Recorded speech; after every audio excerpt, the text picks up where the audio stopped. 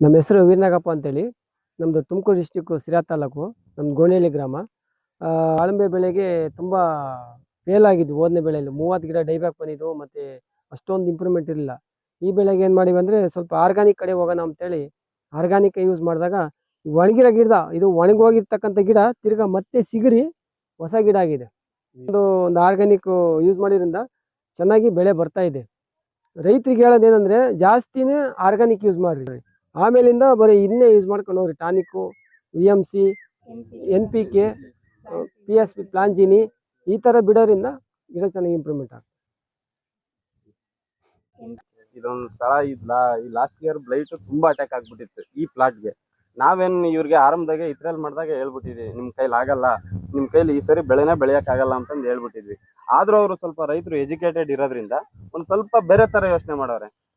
ನಾವಿಲ್ಲಿ ಎಲ್ಲಿ ಫೇಲ್ ಆಗ್ತೀವಿ ರೈತರು ಅಂದರೆ ಅತಿಯಾಗಿ ರಾಸಾಯನಿಕ ಯೂಸ್ ಮಾಡಿದಾಗ ನಿಜವಾಗ್ಲೂ ಅದು ವಾತಾವರಣ ಇಂಬ್ಯಾಲೆನ್ಸ್ ಆದಾಗ ತೊಟ್ಕೊಳಲ್ಲ. ಇವ್ರು ಏನು ಮಾಡಿದ್ರು ಒಂದು ಸ್ವಲ್ಪ V-Pharma ಅದು VMC ಅವೆಲ್ಲ ಪರಿಚಯ ಮಾಡಿಕೊಂಡು ಯಾವುದು ಬ್ಯಾಸ್ಲಿಸು, ಪ್ಯಾಸ್ಕೊಮೈಸಿಸು ಮತ್ತು VMC ಮತ್ತು NPK ಅದೆಲ್ಲನ VMCಯಿಂದ ತರಿಸ್ಕೊಂಡು ಅದೇನು ಸೆಟ್ಟಿಂಗ್ ಆಗುವಾಗ ಒಂದು ಸ್ವಲ್ಪ ರಾಸಾಯನಿಕ ಬಿಟ್ಟರೆ ಇಲ್ಲಿ ತನಕ ಇವತ್ತು ಕಟಾವು ನಡೀತಿದೆ. ಇವತ್ತು ಕಟಾವು ಮಾಡ್ತಾವ್ರೆ. ಇಲ್ಲಿ ತನಕ ಇವ್ರು ಏನು ಮಾಡಿದ್ರು ಎಲ್ಲ ಬರೀ VMCದಷ್ಟೇ ಪ್ರಾಡಕ್ಟ್ ಯೂಸ್ ಮಾಡಿ ಬೆಳೆಸಿರೋದು. ಇದು ನೀವು ನೋಡ್ಬೋದು ಈ ಗಿಡನ. ಇದು ಆಕ್ಚುಲಿ ಲಾಸ್ಟ್ ಇಯರ್ ಡೈಬ್ಯಾಕ್ ಆಯ್ತು ಅಂತಂದೇಳ್ಬಿಟ್ಟು ಅವ್ರು ಕೈ ಬಿಟ್ಟಿದ್ರು. ನೀವು ನೋಡ್ಬೋದು ಈಗ ಇದು ಹಳೆ ಸ್ಟಮ್ ಇದೆ. ಇದು ಆಕ್ಚುಲಿ ಒಂದ್ಸರಿ ಫಿಸಿಕಲಿ ಡ್ಯಾಮೇಜ್ ಆದರೆ ದಾಳಿಂಬೆ ಗಿಡಗಳು ಅದು ವಾಪಸ್ಸು ಚಿಗುರಿದ ಉದಾಹರಣೆ ಇಲ್ಲ. ಸೊ ಇವ್ರು ಏನ್ ಮಾಡ್ತಾರೆ, ಯಾವಾಗ ಇವರು V-Pharma ಪ್ರಾಡಕ್ಟ್ಗಳೆಲ್ಲ ಯೂಸ್ ಮಾಡಕ್ ನಿಂತಾಗ ಇದು ನೆಕ್ಸ್ಟ್ ಬೆಳೆಗೆ ರೆಡಿ ಇದೆ ಸರ್. ಈ ನೆಕ್ಸ್ಟ್ ಬೆಳೆಯಲ್ಲಿ ಈ ಗಿಡದಲ್ಲಿ ಕ್ರಾಪ್ ಆಗುತ್ತೆ. ಏನಿಲ್ಲ ಅಂದ್ರೂ ಒಂದು 8 ರಿಂದ 12 kg ತನಕ ಇದು ತಗೊಳುತ್ತೆ ಸರ್. ಬಟ್ ಈ ತರ ಆರ್ಗ್ಯಾನಿಕ್ ಅಡ್ಜಸ್ಟ್ ಆಗ್ಬೇಕಂದ್ರೆ ಒಂದು 3 ತಿಂಗಳು ಟೈಮ್ ಹಿಡಿಯುತ್ತೆ. ಸಡನ್ ಆಗಿ ನಿಮಗೆ ರಿಸಲ್ಟ್ ಬರಲ್ಲ.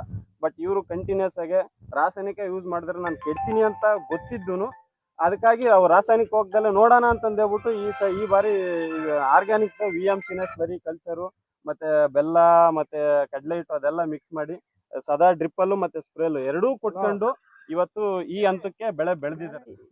ಫ್ಲವರ್ ಸೆಟ್ಟಿಂಗಲ್ಲಿ NPK ಮತ್ತು ಪ್ಲಾಂಜಿ ಅಂತ ಎರಡು ಯೂಸ್ ಮಾಡಿದ್ದೆ.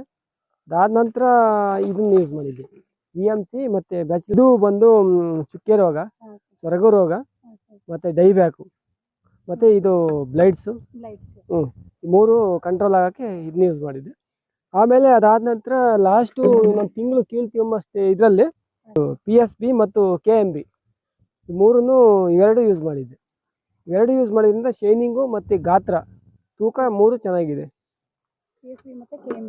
KMB ಭಾಳ ರಿಸಲ್ಟ್ ಕೊಟ್ಟಿದೆ. ನೋಡ್ಬೋದು ನೀವು ಇಲ್ಲೇನ ಯಾವ ಥರ ಹಣ್ಣು ಶೈನಿಂಗು ಮತ್ತು ಕಲರ್ ಇದೆ ಅಂತ. ಒಳ್ಳೆ ತೂಕನೂ ಇಳುವರಿನೂ ಬಂದಿದೆ ಚೆನ್ನಾಗಿ. ಈ ಕಲರು, ಶೈನಿಂಗು ಮತ್ತು ಗಾತ್ರ ಮಾಡ್ಕೊಂಡು V-Pharm.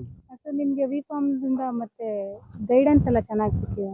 ನಮ್ಗೆ ಯಾವ ಟೈಮ್ಗೆ ಏನು ಬಿಡ್ಬೇಕಂತ ಅವರೇ ಕರೆಕ್ಟಾಗಿ ಹೇಳ್ತಾಯಿದ್ರು ಮಾಹಿತಿ. ಈ ಸ್ಟೇಜ್ ಇದೆ ಅಂದರೆ ಅವ್ರು ಇದನ್ನು ಮಾಡಿರಿ, ಈ ಥರ KMB ಮಾಡಿರಿ ಮತ್ತು PSB ಇವನ್ನ ಬಿಡ್ರಿ, ಮತ್ತು ಸ್ಟಾರ್ಟಿಂಗಲ್ಲಿ ಜೀನಿ ಮತ್ತು ಇದು NPK ಈ ಥರ ಬಿಡ್ರಿ ಅಂತ ಅವರೇ ಸಜೆಷನ್ ಚೆನ್ನಾಗಿ ಗೈಡೆನ್ಸ್ ಕೊಡ್ತಾಯಿದ್ರು.